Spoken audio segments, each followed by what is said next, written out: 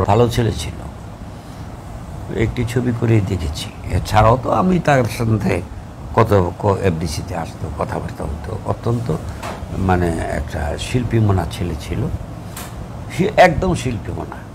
আমি ভালো ভালো ডায়লগ দিলে সে মানে ডায়লগটা সুন্দর হইলে ভালো করে অ্যাসিস্ট্যান্ট থেকে খাতাটা নিয়ে ভালো করে দেখতো, এটা কিভাবে বললে ভালো হয়, 3 রকমভাবে সে বলতো। তারপরে সে আমাকে বলতো যে আঙ্কেল এটা এইভাবে যদি বলি কেমন লাগবে। একটা আগ্রহ ছিল তার, সে তো সুনাম করেছিল এই জন্য না, আল্লাহ তাকে নিয়ে গেছে খুব তাড়াতাড়ি। এটা তো আর কারো কিছু করার নাই না, কোনো কারণটা আমি জানি না। স্বর্ণ করে লিখতে চাই, কে লিখতে চাই আমি জানি না। ওই কেউ লেখুক কি না লেখুক, সালমানের কথা থাকবে অনেকদিন। কারণ সে ভালো অভিনয় করেছে, ভালো কাজ করেছে, তাকে ভালো লেগেছে দেখতে, পর্দায় তাকে ভালো লেগেছে দর্শকদের, এই জন্য। এগুলি বেকার কথা, বেকার কথা। এরকম অনেক মানুষের অভিনয় করেছে, মারা গেছে, কই আগ্রহ বেড়েছে নাকি মৃত্যুর পর? অনেকের যে ভালো এমনি ভালো। মান্না মারা যাবার পর কি মানুষের আগ্রহ বেড়ে গেছে?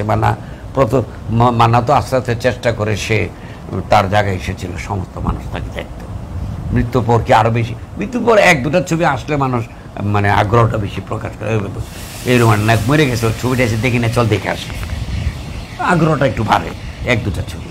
এই তো, কেউ কারো চেয়ে এতটুকু কম না, বরং সাকিব অনেক কিছু করেছে। সালমান তো এত কিছু করার এত সুযোগ পায় নাই, সে হয়তো আরও ভালোও করতে পারত, পাইলে পারত। কিন্তু সাকিব যা সুযোগ পেয়ে যা করে দেখিয়েছে ততটুকু তো সালমান দেখাতে পারেনি। রোমান্টিক ছবিগুলো করেছে সাকিব, তো রোমান্টিক ছবি ছাড়াও সংসারী একটি চরিত্র, ফ্যামিলিকে নিয়ে সে কষ্ট করছে, ঠেলাগাড়ি চালাচ্ছে, এই গাড়ি চালাচ্ছে, নট ফর নায়িকা, সর্বক্ষেত্রে না।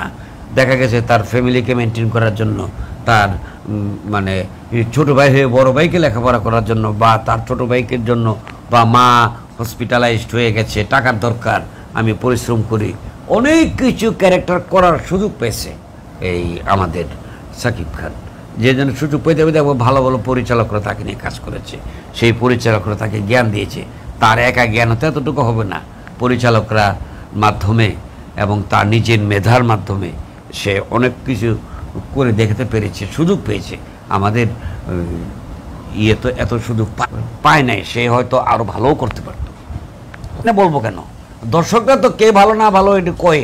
আমি যখন দর্শক ছিলাম তা আমরা তুলনা করি নাই, বলছি না কত কিছু।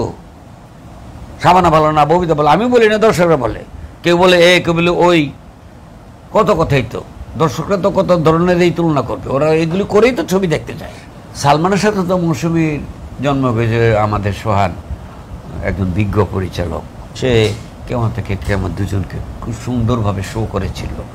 তখন তো এদের দুজনকে মানে আমার কাছে মনে হয়েছিল যে ওদের আগ পর্যন্ত যতগুলো জুটি এসেছে এরাই সবচেয়ে দর্শনীয় মনে হয়েছিল আমার কাছে। আর সাকিব তো এককভাবে বিভিন্ন ধরনের চরিত্র করেছে। সাকিবের জুটি কেউ একেবারে জুটি বেড়ে গিয়েছিল এমন তো আমার চোখে পড়ে না, হয়তো তুমি মনে করালে আমি বলতে পারবো। সাকিব তো সবার সঙ্গে করেছে। সাকিব মৌসুমী জুটি হয় নাই, শাবনুরের সাথেও হয় নাই, করেছে, মানে যার সাথে করেছে। এখন সাকিব খান আর কোনো নায়িকার জুটি তৈরি হয়েছে কিনা আমার এখন মাথায় না। পরিচালকরা মাধ্যমে এবং তার নিজের মেধার মাধ্যমে সে অনেক কিছু করে দেখাতে পেরেছে, সুযোগ পেয়েছে। আমাদের ইয়ে তো এত সুযোগ পায় নাই, সে হয়তো আরও ভালোও করতে পারত। এই তো, কেউ কারো চেয়ে এতটুকু কম না।